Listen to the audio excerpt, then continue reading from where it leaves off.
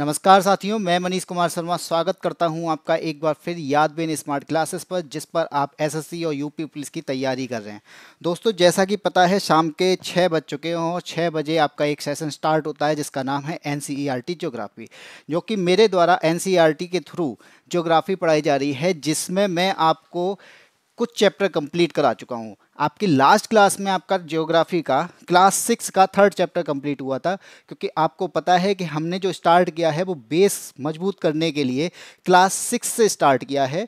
Class 6 में हम first chapter करा चुके हैं, सेकंड हो चुका है, थर्ड हो चुका है, यानी 3 चैप्टर आपके पूरे हो चुके हैं।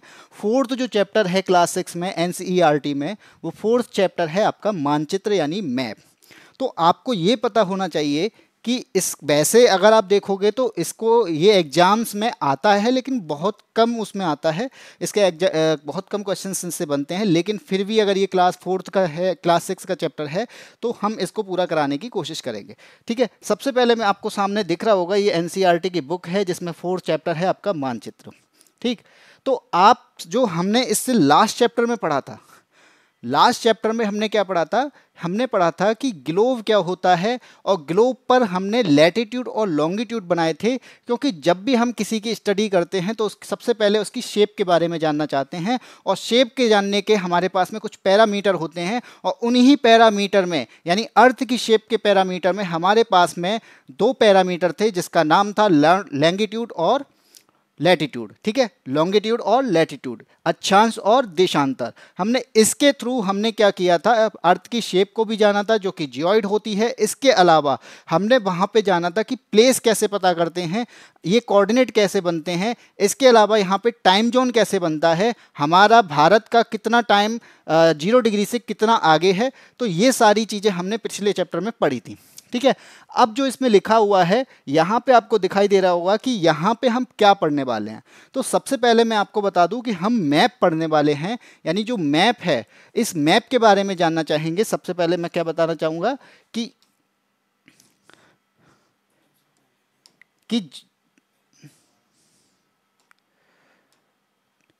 ठीक है, ये तो मैं हर चैप्टर में आपको बता रहा हूँ कि ज्योग्राफी एक वर्ड है, और ज्योग्राफी आपका 2 वर्ड से मिलकर बना हुआ होता है, एक जियो और एक ग्राफिया। ठीक है, इन 2 वर्ड से मिलके ज्योग्राफी आपका बना हुआ है, जिसमें जियो का जो मतलब होता है वो आपका अर्थ होता है। ये तो आपको रट जाना चाहिए, क्योंकि ये मैंने हर चैप्टर में आपको बताया है।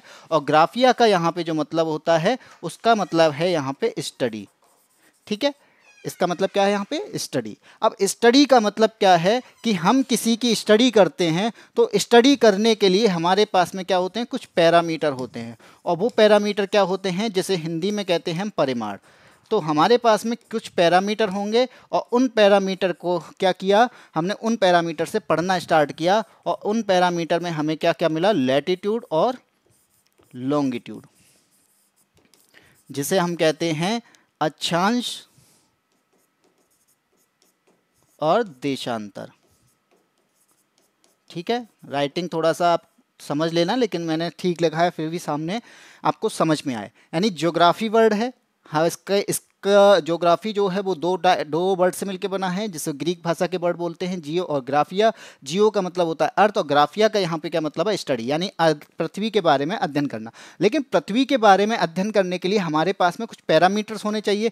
किसी की भी स्टडी करने के लिए हमारे पास में कुछ पैरामीटर होना चाहिए। मैंने ये आपको कल भी बताई थी कि जैसे मैं अपने बारे में अपने आप को ही लेके चलता हूँ कि अगर मेरे बारे में आपको कुछ जानना है तो कुछ पैरामीटर होंगे, यानी कुछ पैरामीटर के अकॉर्डिंग आप मेरे बारे में जानने की कोशिश करेंगे कि इनका बिहेव कैसा है, ये क्या पढ़ाते हैं, इनकी लंबाई कितनी है, इनकी एज कितनी है, क्या ये सारे पैरामीटर हैं। तो यहाँ पर भी कुछ पैरामीटर निकले, वो थे लैटिट्यूड और लॉन्गिट्यूड। हमने इसके थ्रू हमने कल समझा कि लैटिट्यूड क्या होते हैं, लॉन्गिट्यूड क्या होते हैं, इनसे क्या बनता है, इनसे हम क्या पता करते हैं, ये सारी चीज़ें हमने कल पढ़ी थी। इसके अलावा आज के जो चैप्टर में हम क्या पढ़ने वाले हैं ये भी मैं आपको बता दूं। तो सबसे पहले हम पढ़ने वाले हैं ग्लोब के बारे में। ठीक है, ग्लोब के बाद हम पढ़ेंगे मैप के बारे में। यानी ग्लोब क्या होता है ये हम कल पढ़ चुके हैं, फिर भी इसका थोड़ा सा मोटा मोटा आइडिया इससे ले लेंगे। ग्लोब के बाद में हम पढ़ेंगे मैप। इसके अलावा टाइप्स ऑफ मैप, यानी मैप के प्रकार कितने होते हैं, और आपका कंपोनेंट ऑफ मैप, कि मैप को कंपोनेंट कितने होते हैं, 3 कंपोनेंट होते हैं आपके मैप को देखने के, ठीक है। एक होता है आपका डायरेक्शन, एक आपका एक डिस्टेंस होती है, और डिस्टेंस के अलावा एक होता है आपका सिंबल, यानी डायरेक्शन, डिस्टेंस और सिंबल, ये सारी चीज़ें होती हैं। तो ये हम आज के चैप्टर में पढ़ने वाले हैं, वो भी किसके थ्रू, एनसीईआरटी के थ्रू, ठीक है। अब निकालते हैं हम एनसीईआरटी। यहाँ पे आपको लिखा है कि जब हम पूरी पृथ्वी का अध्ययन करना चाहते हैं, यानी हम पृथ्वी के बारे में स्टडी करना चाहते हैं, तब ग्लोब हमारे लिए काफ़ी उपयोगी साबित होता है। सभी जानते हैं कि अब हमारे पास में अर्थ है, अब अर्थ इतनी बड़ी है, इसके लिए हमने क्या किया, इसकी रेप्लिका बनाई, इसकी एक कॉपी बनाई, इसकी एक प्रतिलिपि बनाई, या फिर इसका मॉडल बनाया। अब उस मॉडल से क्या हुआ, उस मॉडल को हम लेके आए, बिल्कुल कॉपी बनाया हमने किसका, पृथ्वी का। कुछ उस पर लैटिट्यूड बनाए, कुछ लॉन्गिट्यूड बनाए। इसके बाद में हमने इस पे मैप लगा दिया, ठीक है, मैप लगा दिया, और मैप लगाने के बाद में ये बिल्कुल बिल्कुल कैसी दिखने लगी, अर्थ जैसी दिखने लगी, ठीक है। अब यहाँ पे काफ़ी उपयोगी साबित होता है, ये सभी जानते हैं कि हम उस तरीके से घुमा कर भी इंडिया कहाँ पर है, 0 डिग्री कहाँ पर है, ये सारी चीज़ें, यानी कौन सा ओशियन है, कौन सा कॉन्टिनेंट है, कहाँ पर कौन सा कंट्री है, ये सारी चीज़ें हम ग्लोब पर आसानी से देख सकते हैं, क्योंकि हमारे पास में वो क्या है, एक तरीके से कॉपी होती है, ठीक है। जब हम पृथ्वी के केवल एक भाग, जैसे अपने देश, राज्यों, जिलों, शहरों तथा गांवों के बारे में अध्ययन करना चाहते हैं, तो हमारे लिए उतना उपयोगी साबित नहीं होता। अब मान लीजिए, वो तो हमें दिखा रहा है, कॉन्टिनेंट के बारे में बता रहा है, ओशियन के बारे में बता रहा है, कंट्री के बारे में बता रहा है, लेकिन अगर मुझे पर्टिकुलर कंट्री के बारे में जानना हो, पर्टिकुलर कंट्री के बारे में, यानी मैंने बोला मुझे इंडिया के बारे में जानना है, तो क्या वास्तव में जो आपका ग्लोब है वो पूरे इंडिया को प्रेजेंट कर देगा? नहीं करेगा। वो क्या करेगा कि केवल आपके इंडिया के भाग को बताएगा, आपके इंडिया के स्थल खंड को बताएगा, वो आपके डिस्ट्रिक्ट को नहीं बताएगा, वो आपके स्टेट को नहीं बताएगा। वो सारी चीज़ें आप ग्लोब में नहीं समझ सकते हैं, ठीक है। तो ग्लोब क्या है, ग्लोब आपको केवल आपको क्या बता देगा, कह सकते हो कि 3D रेप्लिका है। इसके अलावा ग्लोब क्या करता है, आपको एक आइडिया देता है कि कौन सा कॉन्टिनेंट कहाँ पर है, कौन सा ओशियन है, कौन सी कंट्री है, कौन सा कॉन्टिनेंट में कौन सी कंट्री, ये सारी चीज़ें आपको किस में मिल जाएंगी, ये सारी चीज़ें आपको मिल जाएंगी एक ग्लोब में। लेकिन अब हमें आगे जानना हो, मान लीजिए मैंने बोला कि मुझे अपने स्टेट के बारे में जानना है, फिर कहाँ से, फिर आप क्या ग्लोब को बड़ा करके देखोगे? जैसे आज तो हम देख लेते हैं कि मोबाइल में हम निकालते हैं, मोबाइल में मैप निकालते हैं, मैप के अकॉर्डिंग हम उसमें 3D भी व्यू भी देख सकते हैं, और 360 डिग्री व्यू भी हम आजकल देख पाते हैं, उसको घुमा के भी देख सकते हैं। जैसे आप फेसबुक पे फोटोज़ डालते होगे तो उसमें 360 डिग्री व्यू का भी ऑप्शन आता है। तो फोटो जो है क्या है, पहले केवल बिल्कुल उतनी आती थी जितनी खींची जाती थी, अब क्या है कि फोटो के साइड व्यू भी देख सकते हैं, अपर भी व्यू भी देख सकते हैं, ठीक है। तो ये सारी चीज़ें आजकल तो है, लेकिन पहले नहीं था। लेकिन हम आज जो अब हैं स्टडी के बारे में, यानी जो स्टडी हम कर रहे हैं उसके बारे में पढ़ते हैं, ठीक है। यहाँ पर हम अपने देश, मान लीजिए मुझे अपने देश के यानी इंडिया के बारे में जानना है, तब मैं कैसे जानूंगा? मुझे मान लीजिए स्टेट के बारे में जानना है, मान लीजिए मैं अगर उत्तर प्रदेश में रहता हूँ, तो उत्तर प्रदेश के बारे में अगर मुझे जानना होगा तो फिर मैं कैसे बताऊँगा? उस ग्लोब के माध्यम से। मुझे अपने डिस्ट्रिक्ट के बारे में जानना है, अपनी सिटी के बारे में जानना है, अगर विलेज के बारे में अध्ययन करना है, तो ये जो ग्लोब है वो इतना उपयोगी नहीं हो पाता है, ठीक है। यानी ये एक ड्रॉबैक है ग्लोब का, कि ग्लोब से हम केवल कॉन्टिनेंट ओशियन के बारे में ज़्यादातर जान सकते हैं, लेकिन पर्टिकुलर कंट्री के स्टेट, पर्टिकुलर कंट्री के डिस्ट्रिक्ट के बारे में हम नहीं जान पाते हैं, ठीक है। इसके लिए हमें किसकी ज़रूरत होती है? इसके लिए हमें मानचित्र की ज़रूरत होती है, हमें मैप की ज़रूरत होती है। और यहाँ पर आपको यही बताया गया है कि मानचित्र जो होता है वो पृथ्वी की सतह या इसके एक भाग का पैमाने के माध्यम से चपटी सतह पर खींचा गया चित्र है, लेकिन गोलाकार सतह को पूरी तरह से चपटा करना असंभव है। अब इन्होंने बताया कि जो आपका ग्लोब है, ग्लोब पे जो मैप लगा है, वो मैप आपका क्या है, वो आपको गोलाकार दिखता है, ठीक है। लेकिन जब उस मैप को हम क्या करेंगे, उसको क्या बनाएंगे, चपटी सतह बनाएंगे, यानी किसकी तरह बनाएंगे हम, स्क्वायर की तरह या चपटे फ्लैट समतल की तरह बनाएंगे, तब क्या होगा, तब होगा वो बिल्कुल उस तरह नहीं बन पाएगा, ठीक है। मैंने बोला कि ये मान लीजिए आपका ग्लोब है, ठीक है, ये आपका ग्लोब है। और मुझे क्या बनाना है, इस ग्लोब से इसको एक मैप के थ्रू, मैप के अकॉर्डिंग बनाना है। तब क्या होगा, हम उसको पूरी तरीके से, यानी इस गोल चीज़ को, गोले में जो चीज़ है उसको पूरी तरीके से इसमें चेंज करना असंभव होता है। इसलिए आप देखते हो कि जो आपको ग्लोब में दिखाई देती हैं उससे ज़्यादा बड़ी चीज़ें इस पे दिखाई देती। क्यों? क्योंकि ये आपका क्या है, इस हिस्से में जब आप देखते हो, इस हिस्से की जो चीज़ें होंगी, इस हिस्से की जो भी कॉन्टिनेंट होंगे या फिर कॉन्टिनेंट के अलावा कोई कंट्री होगा या आइलैंड होगा, तो वो इस हिस्से में क्या हो जाता है, वो बड़ा हो जाता है। इसलिए आप देखते हो किसको, जब आप ग्रीनलैंड को देखते हो तो ग्रीनलैंड का जो मैप है, अगर आप ग्लोब पे देखोगे तो उसमें छोटा दिखाई देगा, लेकिन जब आप इस मैप पे देखते हो, यानी मैप में देखते हो, तो क्या हो जाता है, वो यहाँ पर बड़ा दिखाई देता है। तो इसका मतलब क्या है, ये भी एक ड्रॉबैक है।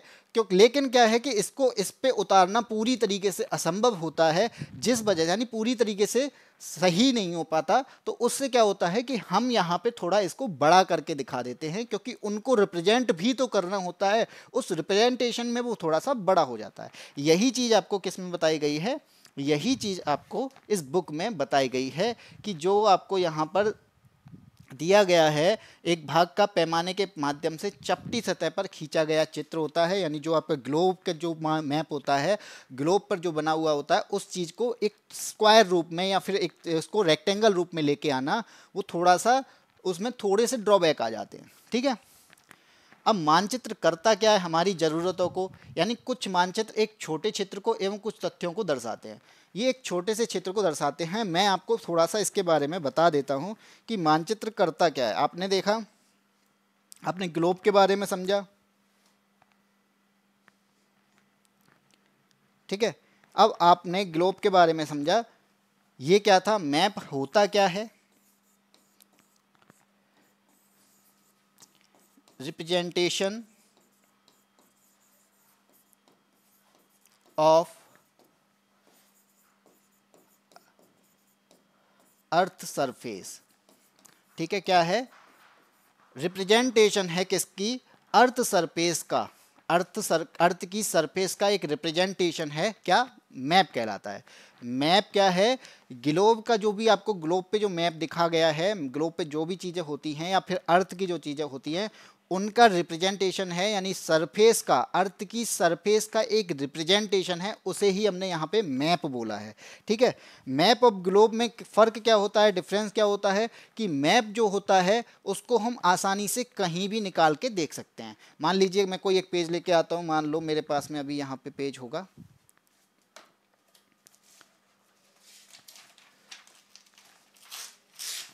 ठीक है। एक ग्लोब को लेके चलना, कैरी करना थोड़ा सा टफ हो जाता है कि इसको आप कहाँ रखोगे, लेकिन ये एक तरीके से पेज है, और इस पेज पे अगर मैप बना दो या मैप हो तो क्या होगा, इसको कैरी करना आसान होगा। जहाँ पर भी आप ले जाना चाहते हो आप आसानी से ले जा सकते हो। तो मैप हमारे लिए ये जरूरी होता है। वो आपको वो 3D व्यू देता है, ये एक नहीं, ये 2D व्यू देता है। ठीक है, इसके अलावा आपको मैप में बाउंड्रीज़ का आइडिया हो जाता है, किस तरीके से बाउंड्री है, स्टेट का आइडिया हो जाता है। अगर आपको किसी पर्टिकुलर जगह के बारे में जानना है, इसका आइडिया हो जाता है। तो मैप आपका ग्लोब से ज़्यादा कारगर होता है, लेकिन इमेजिन करने के लिए, अर्थ को इमेजिन करने के लिए ग्लोब ज़्यादा इंपॉर्टेंट होता है। ठीक है, तो ये सारी चीज़ें होती हैं। अब होता क्या है, मैप के टाइप कितने होते हैं। अब मैं बोलूँ मैप के प्रकार, मानचित्र के प्रकार की बात करी जाए तो कितने प्रकार के होते हैं मानचित्र। मानचित्र आपके 3 प्रकार के होते हैं। कितने प्रकार के होते हैं, 3 प्रकार के होते हैं। ठीक है, अब कौन कौन से होते हैं। सबसे पहला होता है, आपने देखे होंगे कि मानचित्र जो है, आप पढ़ते भी होंगे, आप स्टडी करते हो, आप ज्योग्राफी की स्टडी कर रहे हो, आपके पास में अगर मैप नहीं है तो फिर इसका मतलब यह है कि आप ज्योग्राफी को अच्छे से पढ़ना ही नहीं चाहते हो। अच्छे से पढ़ने के लिए हमारे पास में मैप का होना बहुत ज़रूरी है। एक बार को आपके पास में ग्लोब नहीं है लेकिन चल जाएगा, लेकिन मैप होना बहुत ज़रूरी होता है, क्योंकि चीज़ जिस तरीके से इसको रिप्रेजेंटेशन दिया जाता है, यानी आपको अगर कोई भी चीज़ को रिप्रेजेंट करना है तो आप आसानी से बता सकते हो। इसलिए मैप से पढ़ाना, आप कहते हैं कि मैपिंग पढ़ाना, मैपिंग पढ़ाने का मतलब क्या है कि आप आसानी से किसी भी स्टेट को समझ सकते हो, किसी भी स्टेट के अलावा किसी भी कॉन्टिनेंट को समझ सकते हो। कॉन्टिनेंट में कौन कौन सी कंट्री हैं आप उनको आसानी से देख सकते हो। उस अब मान लीजिए मुझे केवल इंडिया के बारे में जानना है तो इंडिया के मैप को आप लेके आ सकते हो। इंडिया के मैप के अलावा उसमें हमें जानना है कि इंडिया में कौन कौन से बायोस्फीयर रिजर्व हैं, तो वो सारे थीम के अकॉर्डिंग भी आप मैप को देख सकते हो। मुझे जानना है कि इंडिया में रोड किस तरीके से जाते हैं, तो वो आप उस मैप के थ्रू यानी इंडिया के मैप में आप आसानी से देख सकते हो। ये सारी चीज़ें क्या है, मैप पे पढ़ना आसान हो जाता है। इसलिए कहा जाता है कि स्टडी अगर आप ज्योग्राफी के बारे में कर रहे हो तो आपके पास में मैप का होना बहुत जरूरी है। ठीक है, तो यहां पर भी मैं बोलूंगा कि मैप के जो प्रकार होते हैं, एक होता है आपका फिजिकल, जिसे कहते हैं आप भौतिक। ठीक है, एक होता है आपका पॉलिटिकल मैप, जिसे आप कहते हो राजनीतिक। ठीक है, जो आपकी राजनीति चल रही है, अभी इलेक्शन चल रहे हैं, वो वाला नहीं, इसका मतलब यहाँ पे अलग है। एक होता है आपका थर्ड थीमेटिक।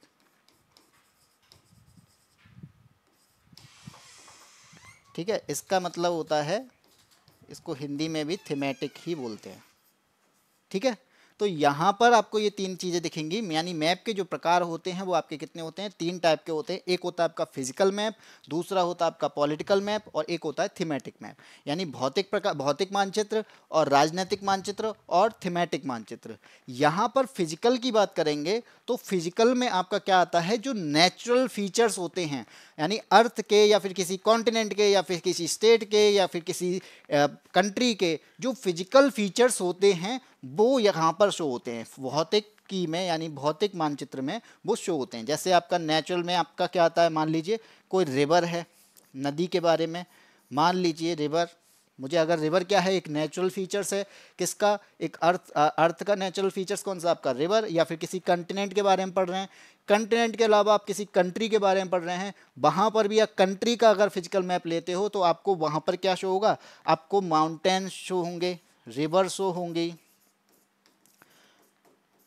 ठीक है, तो ये क्या है, फिजिकल मैप के अकॉर्डिंग आते हैं। फिजिकल मैप में क्या आएगा आपका, जैसे आपका रिवर हो गया, माउंटेन हो गया, ठीक, इसके अलावा आपका प्लेटू हो गया, ठीक है, ओशियन हो गया, ये सारी चीज़ें किसके अंडर आएंगी, ये आपकी फिजिकल मैप के अंडर आएंगी, ये आपके भौतिक मानचित्र के अंडर आएंगे। ठीक है, जो भी आपका नेचुरल रिसोर्सेज है, नेचुरल फीचर्स है, वो सारी चीज़ें आपके फिजिकल मैप के अकॉर्डिंग आएंगी। ठीक है, हम कहते भी हैं कि हम भारत का फिजिकल मैप लेने जा रहे हैं या भारत का भौतिक मानचित्र लेने जा रहे हैं, तो उस भौतिक मानचित्र का जो मतलब होता है वो क्या है कि हम उसमें माउंटेन्स देखेंगे कि भारत में माउंटेन्स कहाँ से कहाँ तक फैला हुआ है, भारत में कौन कौन सी नदियाँ निकल के जा रही हैं, भारत में कौन कौन से प्लेटू हैं, भारत में कौन सा मरुस्थल है, भारत में आइलैंड्स कहाँ पर हैं। तो ये सारी चीज़ें आपको किस में शो होंगी, वो सारी चीज़ें आपको फिजिकल मैप में शो होंगी।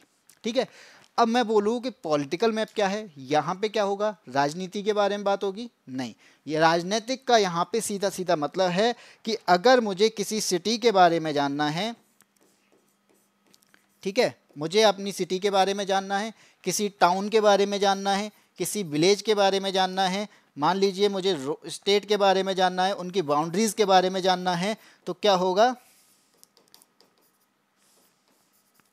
तो मैं राजनीतिक या फिर पॉलिटिकल मैप को लेके आऊंगा। ठीक है, यहाँ पे क्या आएगा, किसी भी कंट्री का आप राजनीतिक पॉलिटिकल मैप लेके आते हैं तो आपको वहाँ पर क्या जानने को मिलेगा, वहाँ पर कितने स्टेट हैं वो जानने को मिलेगा, स्टेट के नाम मिलेंगे आपको, सिटी के नाम, डिस्ट्रिक्ट के नाम मिलेंगे। अगर मान लीजिए मैं सिटी या फिर डिस्ट्रिक्ट का मैप लेके आता हूँ तो वहाँ पे आपको टाउन्स के नाम मिलेंगे, वहाँ पे आपको विलेजेस के नाम मिलेंगे। तो ये सारी चीज़ें क्या हैं, वो किसके अंडर आती हैं, वो आपकी पॉलिटिकल या फिर राजनीतिक मानचित्र के अंडर आती हैं। ठीक है, ये दोनों चीज़ें समझ में आई। फिजिकल के अंडर क्या आएगा, फिजिकल के अंडर में आता है कि अगर वहाँ पे माउंटेन है, किसी भी कंट्री में माउंटेन है तो वहाँ पे माउंटेन शो होंगे, प्लेन्स का एरिया है तो प्लेन्स शो होगा वहाँ पे। ठीक है, अगर वहाँ पे रिवर है, तो वो रिवर भी कहाँ से कहाँ तक जा रही है ये भी शो होगा उसमें, ठीक है। तो ये आपका फिजिकल है। पॉलिटिकल में क्या है कि मैंने पॉलिटिकल मैप लिया तो उस कंट्री के बारे में आएगा, उस कंट्री में कितने स्टेट हैं इसके बारे में बताएगा, उस स्टेट की कैपिटल के बारे में बताएगा, उस स्टेट, मान लीजिए मैं स्टेट का भी लेके आता हूँ तो स्टेट में कितने डिस्ट्रिक्ट हैं उसके बारे में बताएगा। अगर मैं डिस्ट्रिक्ट का मैप लेके आता हूँ तो उस डिस्ट्रिक्ट में कितनी तहसील हैं इसके बारे में बताएगा। तो वो सारी चीज़ें आपको किसके अंडर मिलेंगी, वो सारी चीज़ें आपको पॉलिटिकल मैप के अंडर मिलेंगी, ठीक है। इतनी बात समझ में आई। इसके बाद में अगर मैं थीमेटिक की बात करूं तो थीमेटिक का यहाँ पे मतलब क्या है, यानी थीम पर आधारित।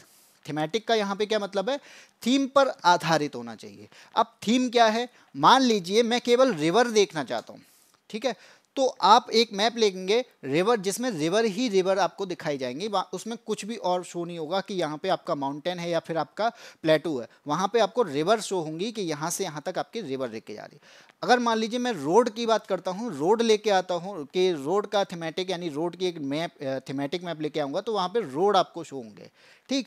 अगर मैं वहाँ से को मान लीजिए मुझे समझना है कि मेरे इंडिया में कितने बायोस्फीयर रिजर्व हैं, उसके उस थीम पर आधारित मैप लेके आता हूँ तो बायोस्फीयर रिजर्व जितने भी आपको इंडिया में बायोस्फीयर रिजर्व होंगे वो सारी चीज़ें आपको कहाँ पे दिखेंगी, वो थीमेटिक मैप में दिखेंगी।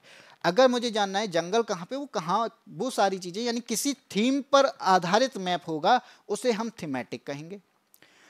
आपको ये मैप समझ में आए, यानी मैप के प्रकार क्या हैं। मैप क्या है कि यहाँ पर अर्थ की सरफेस का रिप्रेजेंटेशन है। मैप क्या है, अर्थ की सरफेस का एक रिप्रेजेंटेशन है जो कि हमें किस में दिखाई देता है, हमें एक पेज पर बना हुआ दिखाई देता है, ठीक है। अब मैप के जो प्रकार हैं वो कितने हो गए, एक फिजिकल मैप होता है, पॉलिटिकल मैप होता है, थीमेटिक होता है। फिजिकल मैप में जो अर्थ के नेचुरल फीचर्स हैं वो आपको दिखते हैं, प्राकृतिक फीचर्स होते हैं वो आपको दिखते हैं, जैसे रिवर हो गया, माउंटेन हो गया, ओशियन हो गया। पॉलिटिकल की बात करेंगे तो इसमें सिटी, टाउन, इनकी बाउंड्रीज क्या हैं, इनके बाउंड्रीज, आपका कंट्री की बाउंड्री क्या है, ये सारी चीज़ें आपको किसके अंडर मिलेंगी, वो आपको राजनीतिक के अंदर। थीमेटिक की यानी किसी थीम पर आधारित मैप होगा उसे थीमेटिक मैप कहा जाता है। चाहे आपको क्या जानना हो, मुझे अगर बायोस्फीयर रिजर्व के बारे में जानना है तो मुझे बायोस्फीयर रिजर्व पूरी कंट्री में, मान लीजिए मैं स्टेट के बायोस्फीयर रिजर्व के बारे में जानना चाहता हूँ तो आप अपने स्टेट के बायोस्फीयर रिजर्व से रिलेटेड मैप ले सकते हैं, वो एक थीम पर आधारित होगा, ठीक है। अब इसके बाद में आता है आपकी डायरेक्शन। डायरेक्शन क्या होती है मैप में, मैप में ही क्या, आप नॉर्मली भी आपको ये चीज़ें जाननी चाहिए, यानी दिशा का ज्ञान। दिशा का ज्ञान क्या है कि आप मैप में मोस्टली आप देखते हो एक साइन बना आता है, एन लगा होगा और नीचे आपको एरो दिखेगा, तो इसका मतलब क्या है कि ये नॉर्थ को रिप्रेजेंट करता है। तो यहाँ पर डायरेक्शन का जो मतलब है, यानी यहाँ हम डायरेक्शन दो टाइप से देखते हैं। एक जनरल डायरेक्शन है, इससे कहेंगे यहाँ पर आपका ऊपर की साइड में हमेशा हम क्या लेते हैं, नॉर्थ लेते हैं। जब हम पेज पर बनाते हैं तो हमेशा ऊपर की साइड में नॉर्थ होता है, और अगर हमें नॉर्थ का ज्ञान हो जाएगा तो हम सारी डायरेक्शन निकाल सकते हैं, क्योंकि नॉर्थ के राइट में आएगा आपका ईस्ट, नॉर्थ के लेफ्ट में आएगा आपका वेस्ट, और नॉर्थ के जस्ट सामने क्या होगा, साउथ, ठीक है। इस तरीके से हम डायरेक्शन निकाल सकते हैं। कैसे, नॉर्थ का हमें ज्ञान है तो ईस्ट का निकाल सकते हैं, ईस्ट का भी ज्ञान हो जाता है क्योंकि ईस्ट से आपका क्या है, सन निकलता है, सनराइज होता है, ठीक है। तो नॉर्थ का अगर पता है तो राइट में ईस्ट होता है, लेफ्ट में वेस्ट होता है, और सामने क्या होता है, जिसके जस्ट अपोजिट क्या होगा, साउथ होगा। लेकिन इसके अलावा भी डायरेक्शन होती हैं, ये आपके बीच से निकलती हैं, ये क्या है आपका, ये डायरेक्शन कौन सी होंगी, तो इन डायरेक्शन का नाम क्या होगा, जैसे मैंने बोला नॉर्थ, और ये साउथ, ये आपका ईस्ट, और ये वेस्ट, ठीक है।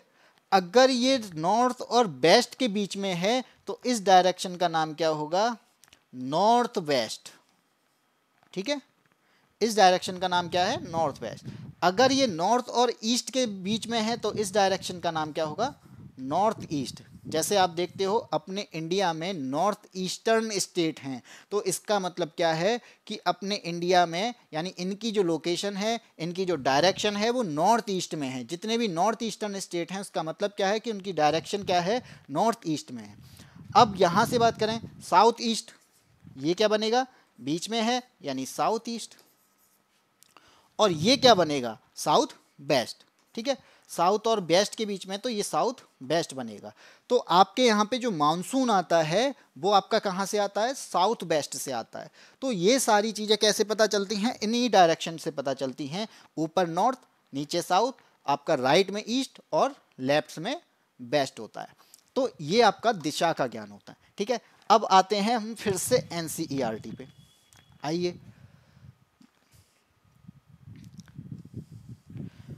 ठीक, बहुत ही। अब यहाँ पर आपका क्या बता रहा है, मानचित्र के प्रकार बता दिए इसने। मानचित्र कितने प्रकार के होते हैं ये हमने समझ लिया। भौतिक मानचित्र, पृथ्वी की प्राकृतिक आकृतियों, ये हम समझ चुके हैं। पृथ्वी की प्राकृतिक जो आकृतियाँ होती हैं, मैंने बोला जो आपके नेचुरल फीचर्स होते हैं, पर्वत हो गए, पठार हो गए, मैदान हो गए, नदियाँ हो गई, महासागर हो गए, इनको कोई भी इनका रिप्रेजेंटेशन ही क्या कहलाता है, ये आपका कहलाता है भौतिक मानचित्र। राजनीतिक की बात करेंगे तो मैंने ये भी बताया कि यहाँ पर अगर स्टेट के बारे में जानना है, टाउन्स के बारे में जानना है, सिटी के बारे में जानना है, विलेज के बारे में जानना है, और उनकी सीमाओं को यानी विद बाउंड्री, इनकी बाउंड्रीज को भी जानना है, तो आपको कौन से मैप की ज़रूरत है, तो आपको राजनीतिक मानचित्र की ज़रूरत है, पॉलिटिकल मैप की ज़रूरत है, ठीक है। ये दो टाइप। तीसरा मैंने बताया था थीमेटिक, ये आपको सामने दिखा है। कुछ मानचित्र विशेष जानकारियां प्रदान करते हैं, क्योंकि आपको डीपली अगर जानकारी चाहिए तो मानचित्र में ही मिलेगी, ग्लोब में आपको डीपली जानकारी नहीं मिल सकती, ठीक है। ग्लोब केवल आपको क्या बताएगा कि 3D, ये 3D व्यू आपको दे सकता है, लेकिन आपको एक स्टेट के बारे में जानना, इसके कंट्री के बारे में जानना, उसके अंदर सड़क को जानना, उसमें वर्षा के मतलब रेनफॉल के बारे में जानना, वो सारी चीज़ें आपको एक अलग अलग मैप में मिलती चली जाएंगी, ठीक है। यहाँ पे दे विशेष जानकारी प्रदान करते हैं, जैसे सड़क मानचित्र, वर्षा मानचित्र, वन तथा उद्योगों के बारे में। ये यानी एक थीम पर आधारित है, इसे थीमेटिक बोला गया है, ठीक है। अब यहाँ पर आते हैं कंपोनेंट्स के बारे में, यानी जो हम यहाँ पे पढ़ रहे थे, मैंने क्या क्या बताया, ये आपको बताया। हमने ग्लोब को समझा, हमने मैप को समझा, हमने टाइप्स ऑफ मैप को समझा। अब हमें किसको समझना है, अब हमें समझना है कंपोनेंट ऑफ मैप, जो कि हमारा आखिरी टॉपिक है, ठीक है। कंपोनेंट ऑफ मैप में हमें क्या जानना है, सबसे पहले हम एनसीईआरटी पे ही आते हैं, फिर इस पर आएंगे कि मानचित्र, इसमें क्या है, 3 घटक होते हैं, ये हमने समझा कि एक होता है आपका डिस्टेंस, ठीक है, एक आपका डिस्टेंस होता है दूरी, एक होता है दिशा जो कि डायरेक्शन होती है, और एक होता है प्रतीक जो कि सिंबल होते हैं। तो आप मैप जब देखते हो तो वहाँ पे आपको डिस्टेंस दी जाती हैं, ठीक है, कि इतने सेंटीमीटर। अब वो डिस्टेंस कैसे दी जाती है, क्या हम वास्तव में अब किसी भी बड़ी चीज़ को, कोई बहुत बड़ी चीज़ है उसको छोटा व्यू करना, उसको बहुत छोटी जगह पे देखना, मान लीजिए मैं एक मैप पे देख रहा हूँ, एक कागज़ पे बना के देख रहा हूँ, या कागज़ पर मैप लेके आया हूँ, तो इतनी बड़ी पृथ्वी के बारे में हम उसको एक छोटे से व्यू में देख रहे हैं, तो वहाँ पे क्या वो एग्जैक्ट हो सकता है, नहीं हो सकता, और ना ही हम इतना बड़ा मैप बना सकते हैं।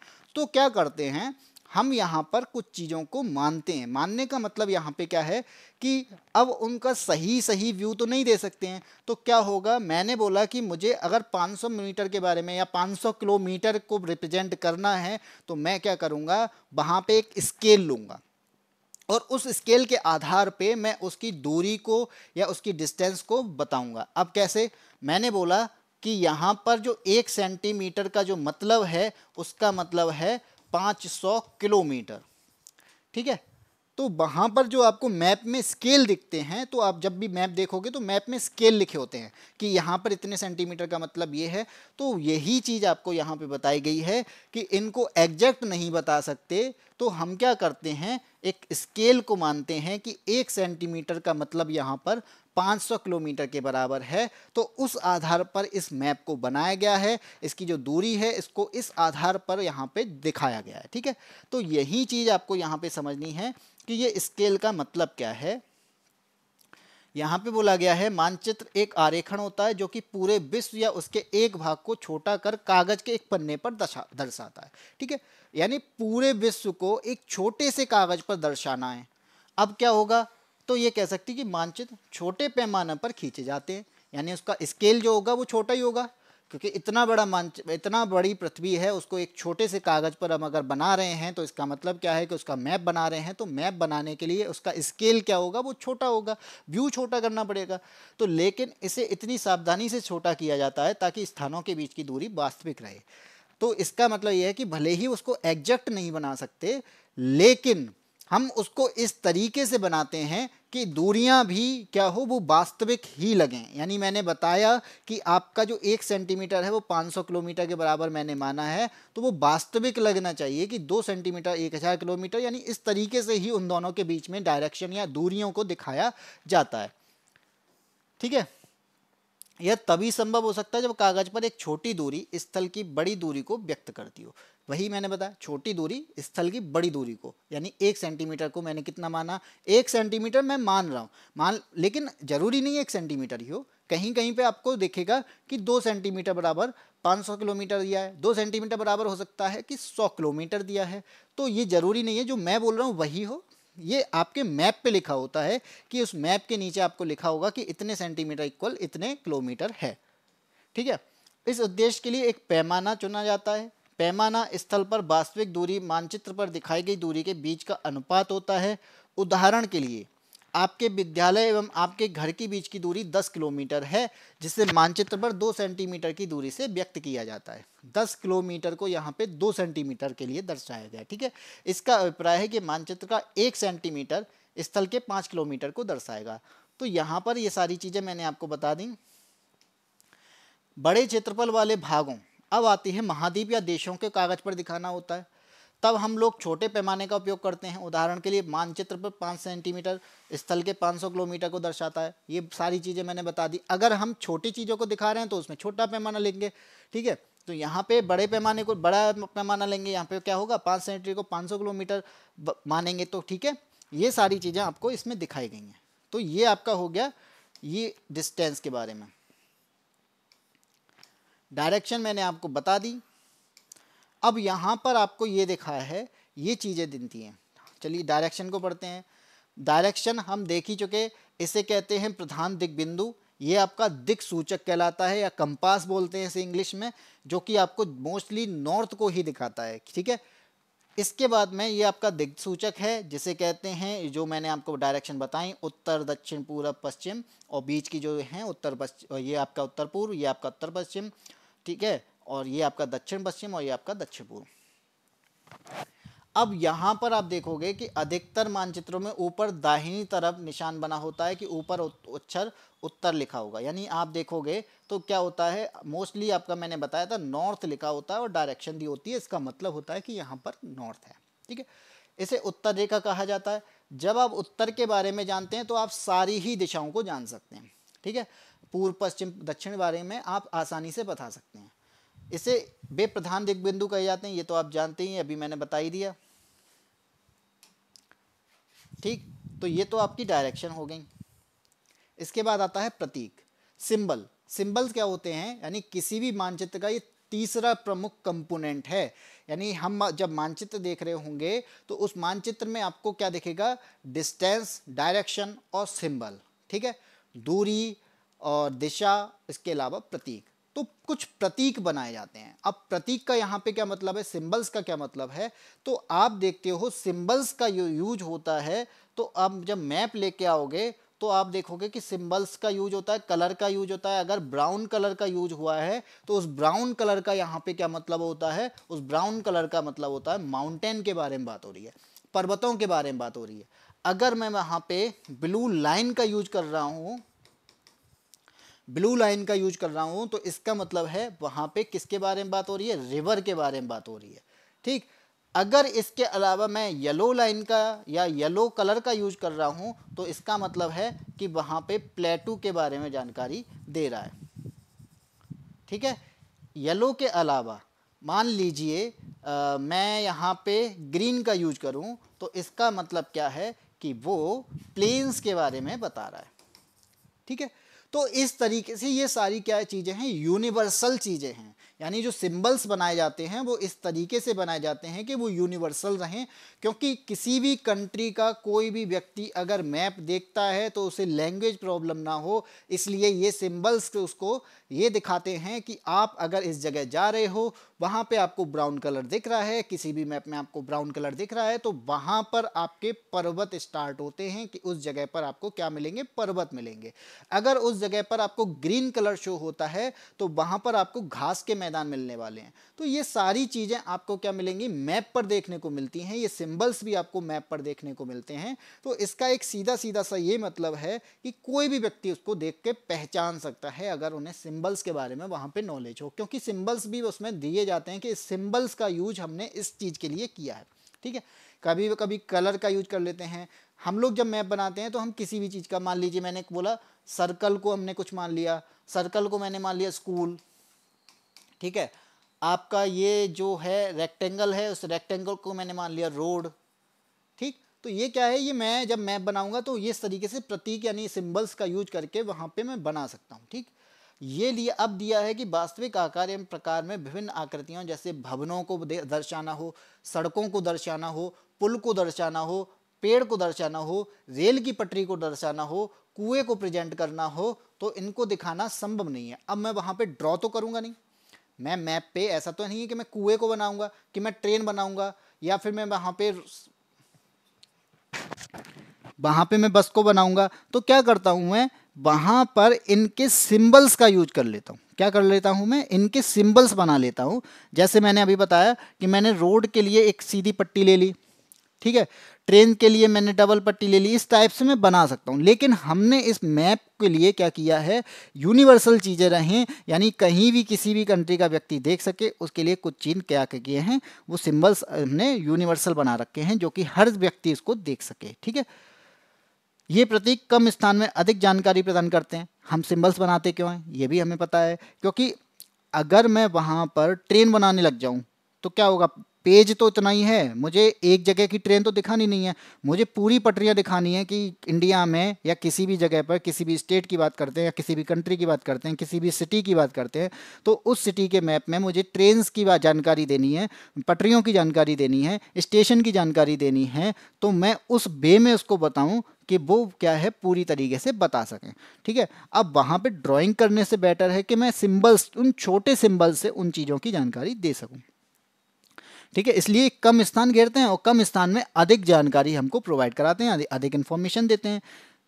इन प्रतीकों के इस्तेमाल के द्वारा मानचित्र को आसानी से खींचा जा सकता है, इनका अध्ययन करना आसान होता है। अगर आप एक क्षेत्र की भाषा को नहीं जानते तथा आप किसी दिशाओं के बारे में नहीं पूछ सकते, तब आप इन चिन्हों की सहायता ले सकते हैं, ठीक है। अब आता है ये जो आपको मैंने बता रहा था इतनी देर से, ये साइन। यहाँ पे क्या है, रेलवे लाइन है।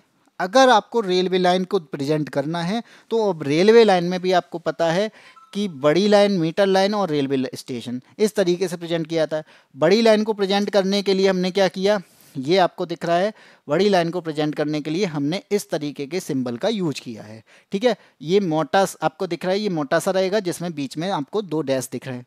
मीटर लाइन, मीटर लाइन में एक सिंगल लाइन होगी और बीच में हम पटरी टाइप से उसको दिखा देते हैं। रेलवे स्टेशन की तरफ देखेंगे तो आप देखेंगे ये आपको दिखेगा और वहाँ पर आपको ये वाला सिंबल दिखेगा और वहाँ पर RS लिखा होगा, इसका मतलब है कि इस जगह पर रेलवे स्टेशन है, ठीक। ऐसे ही सड़कों के लिए, रोड के लिए, अगर पक्की सड़क है तो आपको ये डबल लाइन दिखेगी, अगर सड़क कच्ची है तो आपको क्या होगी, डबल लाइन तो दिखेगी लेकिन डैश डैश में, ठीक। इसी तरीके से अंतर्राष्ट्रीय बॉर्डर वो इस टाइप से दिखेगा, स्टेट का बॉर्डर ये इस टाइप से दिखेगा, और डिस्ट्रिक्ट का होगा तो ये 3 डैश टाइप से आपको दिखेगा। कुएं, अगर नदी को दिखाना है तो आपको ये समझ में आ रहा होगा, 2 लाइन बनी होंगी, उन 2 लाइन के बीच में आपको ब्लू कलर दिखेगा, ठीक है। कुएं को दिखाना है, अब वहाँ पे कुआं तो बनाएंगे नहीं, तो हमने क्या किया, एक बड़ा सा बिंदु बना दिया, पूरा गहरा सा, ठीक है। इसके अलावा तालाब को दिखाना है तो तालाब बना दिया, उसके बीच में हल्का सा नीला कलर दे दिया। तो ये सारे सिंबल्स आपको जो दिख रहे हैं, इनका मतलब है ये जो हैं, जहाँ पर ये सिंबल दिख जाएंगे वहाँ पर वही चीज़ होगी, ठीक है। इस टाइप से बैलून टाइप से दिख रहे हैं ग्रीन कलर के, तो ये पेड़ है, ठीक है। यहाँ पे आपको ये दिख रहा है, ये आपका कब्रिस्तान है। PS लिखा हुआ है कहीं पे तो वहाँ पे आपका पुलिस स्टेशन है, यहाँ पर PO लिखा हुआ है मैप में कहीं पे तो वहाँ पे आपका पोस्ट ऑफिस है। तो ये सारे सिंबल्स दिए हुए हैं और इन सिंबल्स की जानकारी हमको होनी चाहिए जिससे हम मैप को आसानी से देख सकें। तो यहाँ पे हमने बहुत सारी चीज़ें समझी कि कैसे हम चीज़ों को देख सकते हैं, कैसे इसके कंपोनेंट्स को समझ सकते हैं। मैप को देखने के लिए हमारे पास में क्या क्या होना चाहिए। ठीक है, तो हमने ग्लोब को समझा। ग्लोब क्या होता है? 3D रेप्लिका होता है, 3D व्यू होता है। मैप क्या होता है? ये 2D व्यू होता है। लेकिन ग्लोब की अपेक्षा मैप देखना आसान होता है। ग्लोब और मैप को पढ़ना और यानी डीपली नॉलेज लेना वो आपको मैप के थ्रू मिलेगी। इसको ले जाना आसान होता है, ग्लोब को कहीं पर ले जाना थोड़ा सा टफ होता है। मैप को क्या कर सकते हैं हम, पेज की तरह क्या कर सकते हैं, जेब में भी रख सकते हैं। इसके अलावा टाइप्स ऑफ मैप पढ़े हमने। मैप के 3 प्रकार होते हैं जिसमें हमने क्या पढ़ा, एक आपका पॉलिटिकल मैप होता है, एक आपका इसके अलावा थीमेटिक मैप होता है, इसके अलावा एक फिजिकल मैप होता है। ठीक है, जब भी हम स्टडी करते हैं, ज्योग्राफी के बारे में स्टडी कर रहे हैं तो हमारे पास में पॉलिटिकल मैप और इसके अलावा फिजिकल मैप होना बहुत ज़रूरी होता है। ठीक है, और इसके लिए बोला भी जाता है कि एक एटलस नाम की बुक आती है, आप उसको देख सकते हो। तो उससे क्या होता है, हमें बहुत सारी जानकारी आसानी से मिल जाती हैं। ठीक, इसके अलावा हमने कंपोनेंट्स पढ़े कि मैप के लिए कौन कौन से कंपोनेंट्स यूज होते हैं। तो मैप के लिए कौन कौन से कंपोनेंट्स यूज होते हैं, एक आपका दिशा यूज होती है, दूरी यूज होती है और एक सिंबल। हमने तीनों चीज़ों को हमने समझा और NCERT के थ्रू समझा। ठीक है, तो ये सारी चीज़ें मैंने आपको बताई। पृथ्वी, ये आपका ग्लोब किस टाइप से, ग्लोब को, और ग्लोब को हम किस टाइप में बना रहे हैं, मैप बना रहे हैं। तो आप कई चीज़ों को देखोगे, जब हम ग्लोब में उस चीज़ों को देखते हैं, किसी भी स्टेट को देखते हैं या किसी आइलैंड को देखते हैं, तो ग्लोब में वो क्या होता है, थोड़ा छोटा होता है। ठीक है, लेकिन जब उसे मैप में देखते हैं तो वो थोड़ा क्या हो जाता है, उसको बड़ा प्रेजेंट किया जाता है। उसका रीजन क्या है, क्योंकि ग्लोब एक गोल आकार का है और उसी गोल आकार को हम क्या कर रहे हैं, हम उसको रेक्टेंगल के टाइप में या फिर स्क्वायर रूप में हम उसको सामने लेके आ रहे हैं। तो कुछ चीज़ें क्या हो जाती हैं, थोड़ी बड़ी हो जाती हैं। जैसे आप ग्रीनलैंड को देखेंगे या नॉर्थ अमेरिका के कुछ आइलैंड्स को देखोगे तो वो आपको बड़ा व्यू कराते हैं। जैसे रशिया को भी आप देखते हो तो वो ऐसा लगता है कि बहुत बड़ा है, लेकिन जब आप उसको ग्लोब पे देखोगे तो आपको कुछ चीज़ें समझ में आएंगी। तो वहाँ पे ग्रीनलैंड को देखोगे तो ग्रीनलैंड जो है वो क्या है, वो इतना बड़ा दिखता है कि वो चाइना से भी बड़ा दिखता है।